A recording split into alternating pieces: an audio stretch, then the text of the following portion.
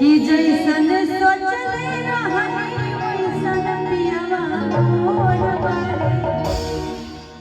अरे सावर न मोर बारे हो।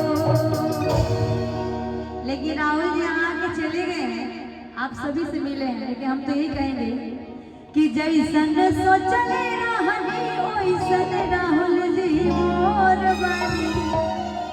अरे दिल के कमजोर बारे हो। ऐसे बाकी सबसे मिले खातिर उनका हमारे राहुल भाई दिल के कमजोर नहीं है। अगर दिल के कमजोर रहते तो इतने ऐसा नहीं है, कमजोर है तभी तो मेरे आने से पहले ही चले गए। हेलो कि बात गोरे गोरे कोमल होठ लाल लाल आए हंसलू त गलिया पे फुलती जगह खा। राहुल जी अपने पत्नी की बड़ाई करते हैं और जब शादी हो जाती है ना, जैसी भी रहे उसका बड़ाई करना पड़ता है। हेलो हेलो हेलो, इस दुनिया में 95% मर्द लोग हैं जो मेहरारू की बड़ाई करते हैं, उसमें हम भी हैं। अब कल आपके पति होंगे वो बड़ाई करेंगे। नाइयों क्यों नहीं तो ये बड़ाई करे के पड़ी कि बन के हमारा जिंदगी, बन के हमारा जिंदगी में आयल मंजूर बारा। सावर न मोर बारा हो।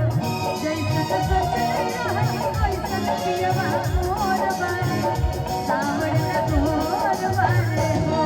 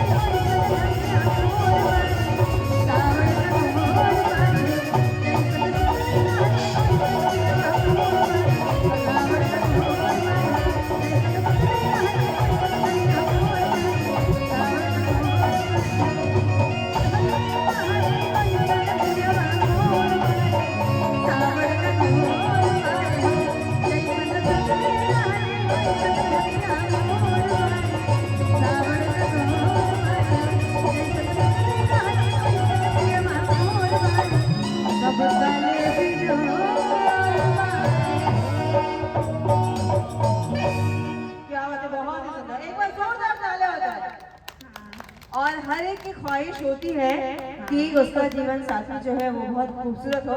आई होप कि राहुल जी की जो ख्वाहिश है